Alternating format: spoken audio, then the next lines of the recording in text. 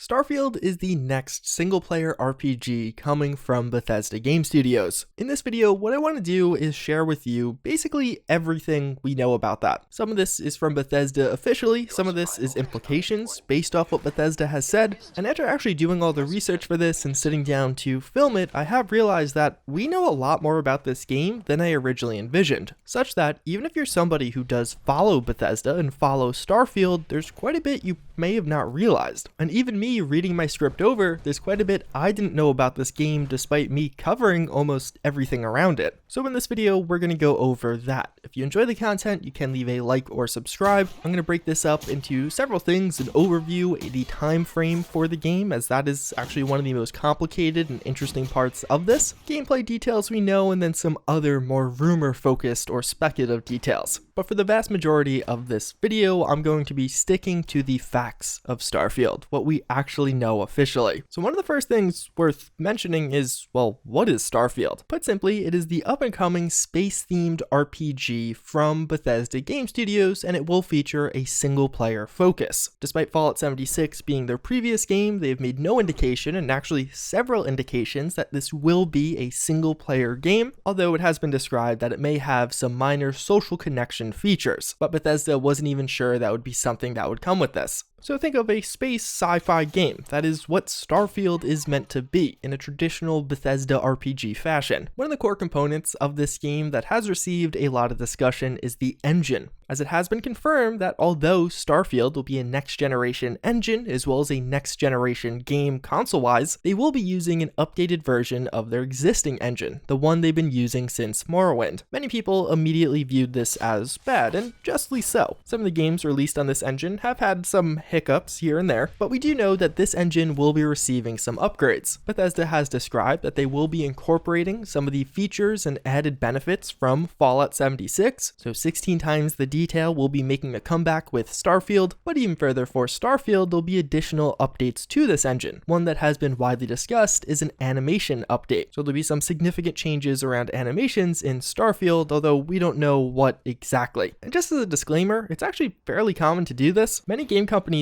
do take their original engine and update or make derivatives of that. Battlefield has been using the same engine for almost 12 years. Call of Duty is actually using an updated id Tech 3 engine, which released in 1999. Building on top of the existing is really common. Separate from that, one of the most complicated and interesting aspects of Starfield that we know quite a bit about is its time frame. This also being one of the most exciting or interesting because if we know the time frame, we do get an idea as to its release date. For a very long time now, Todd Howard has described wanting to make a sci-fi based space game. They actually attempted this in the 90s, but it never really panned out. But things with Starfield got more official back in 2012 to 2013. In several interviews, it's been described how somewhere in this window is when pre-production started on this game. And we saw the first public showing of this in 2013 with the trademark filing. And to me, I kind of interpret this after reading all about it as a significant moment, a bit of a milestone, as Todd Howard himself describes that he knew after the trademark was filed, fans would latch onto that, they would start looking into it. But either way, from 2013 onward, Starfield was in pre-production until some point in 2015. This is where things start to get a little interesting and somewhat confusing.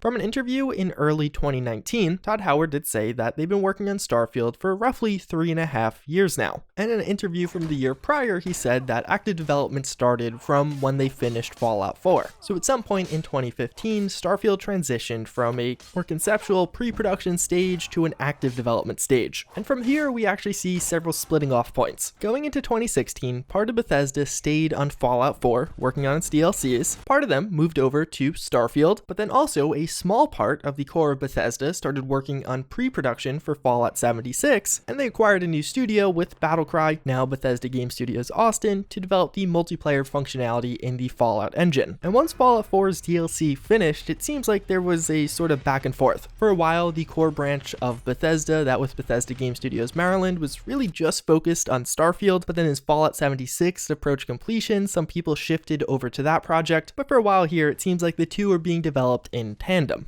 a decent chunk of people on Starfield, but then some people going over to Fallout 76 as it was needed. But then comes 2018 and the official reveal and announcement of Starfield. At that point, we heard about how it was in full-on production, but even further, sections of the game were extremely playable. Although I would take that somewhat with a grain of salt. Playable does sound really good, but in a different interview it was described how Fallout 4 was playable very early on, so it's kind of a vague term that we don't really know what it means. So how does this all tie together for a release date? Well, one of the major quotes that a lot of people have latched onto for Starfield is that it will be next gen. When Todd Howard originally said this, it was kind of vague, but it was later clarified to mean partially next gen in consoles, partially next gen in engine.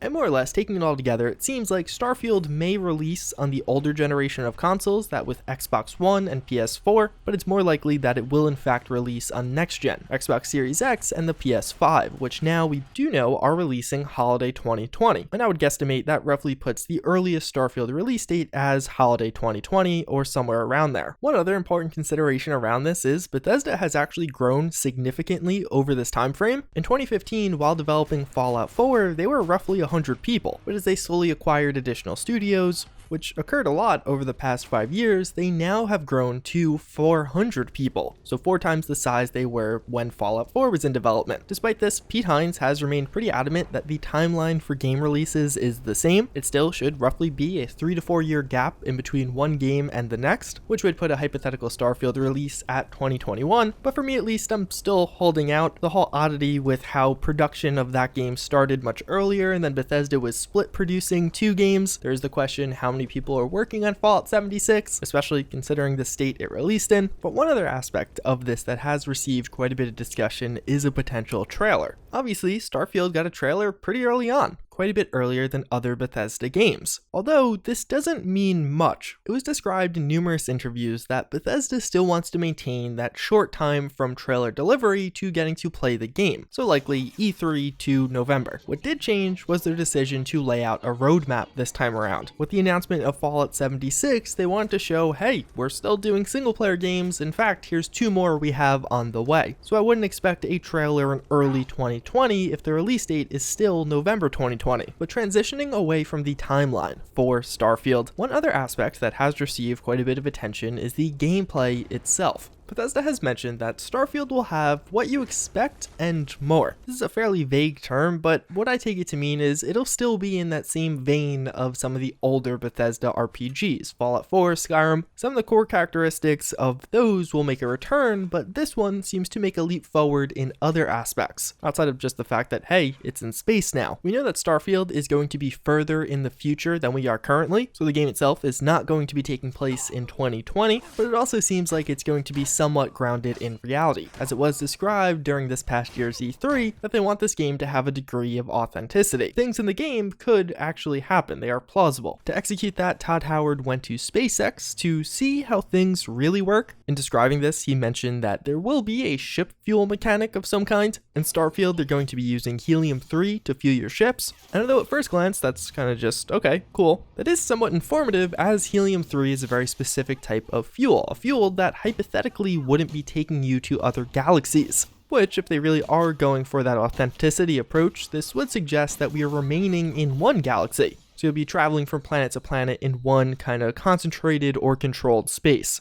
And this is fairly speculative, but if we reference back to the Starfield trailer, this cosmic event we see happening could be us in our ship actually getting sucked into a different galaxy. And perhaps from there we achieve a blank slate of sorts, like we see in many RPGs and of course Bethesda games sometimes. But other things that Todd Howard did explicitly discuss are things like gravity, but also, in this of course being the big one, space travel. He described that even though they learned a lot about real-life space travel, he's hoping that with Starfield they'll gamify this, so it's not quite as hard or difficult as it would be in real life, which based on the description of this does seem to suggest that space travel will be a component in some way, shape, or form. Based on past Bethesda games and how the physics engine works, you have to imagine it's pretty passive, nothing like Elite Dangerous where you're in first person controlling your own ship. And Todd Howard expanded on this, saying that space travel in this game is still going to be dangerous. Although many people are exploring space, it is still a fairly dangerous thing to go out and do. And when you couple that with him discussing about fuel, likely fueling your ship or some kind of ship maintenance will be a feature. As far as the trailer of Starfield, Something pretty interesting we do see is, one, there's actually wording named Constellation. What exactly that means or what implications it has is still lost on us. There is almost a little logo to the side of it, so perhaps that's a company. On the actual screen, as you're panning, it almost looks like there's some artifacts, like there might be a camera, or you're looking through a window and that's ice from space itself. This other spacecraft has LO-868 on it, which many have taken to be the name of that craft. It seems to have several components. You could see some solar panels, what look like docking ports on the side, and many have speculated that this bottom part that seems to be spinning is in fact a telescope of some kind. And you can see a dude walking around the outer part of this, which does raise some questions about gravity and how that works here. And there's really not a ton to infer from this trailer. One thing Todd Howard did say is that these trailers, both this and the one for The Elder Scrolls 6, do say something about the tone of the worlds.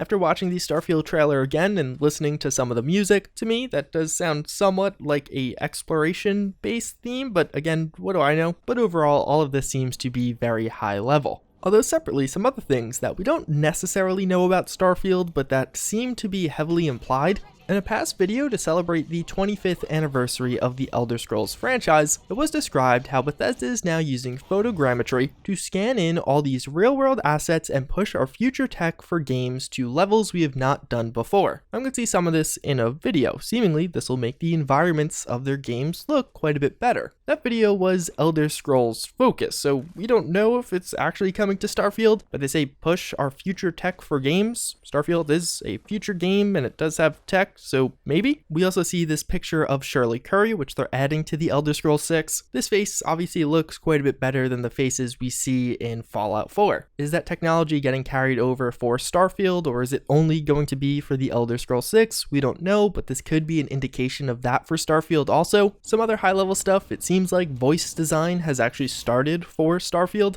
Earlier in 2019, Courtney Taylor, the voice of Nora in Fallout 4, tweeted a photo that she was working on a secret project, and this picture is from Bethesda Game Studios, Maryland. Separately, one of the voice directors from past Bethesda games is now working on Starfield, according to his LinkedIn. And just one other miscellaneous happening, we know that the Starfield trademark recently expired. This was the second trademark. Bethesda used up all 5 extensions, so now they have filed a third trademark. There is some speculation that the expiring of this trademark would force Bethesda's hand, but it doesn't seem to be the case. And then finally, one extra just fun detail. Starfield has almost all of the social media channels set up now. You'd find a Twitter, Facebook, Instagram. There's a few miscellaneous posts on there, nothing super crazy to infer, but just a little fun fact, the Starfield Facebook page, before being named Starfield, before the official announcement, was actually named Garlic Potato Friends. So hey, that's a fun piece of trivia. But otherwise, yeah, that is just about everything we know about Starfield outside of some crazy rumors or theories or potential leaks that are totally unsubstantiated. That stuff is out there. I'll have a few links down below at the bottom of the description, like just under the like bar, in case you guys do want to read those or speculate your heart away. But this is a pretty good idea of what you can expect from this game based off what we know thus far. As far as when of this game, in my opinion, the hopeful part of me does really hope for a 2020 release, but I would say 2021 at latest. Bethesda has really described this as a monumental leap forward. It seems like this will be a considerable game, a considerable departure from what they typically do while still having some of those core mechanics being here. I mean, really any game in space would be different from Bethesda if it features different planets and some kind of space travel, even if it's passive and just you clicking a button to travel somewhere like in the Outer Worlds. But I for one am hopeful that we hear more about this leading up to 2020's E3 and Bethesda's presentation there. And if we do, I'll definitely keep you up to date, or if we hear anything in between now and then, although I would say that's very, very unlikely. Hopefully you guys enjoyed this one. As always, hopefully it's informative. Maybe now you're a little bit more hyped for Starfield, but kind of sad that you have to wait a bit. But with all that being said, as always again, I thank you for watching, and I hope to see you all next time. Later.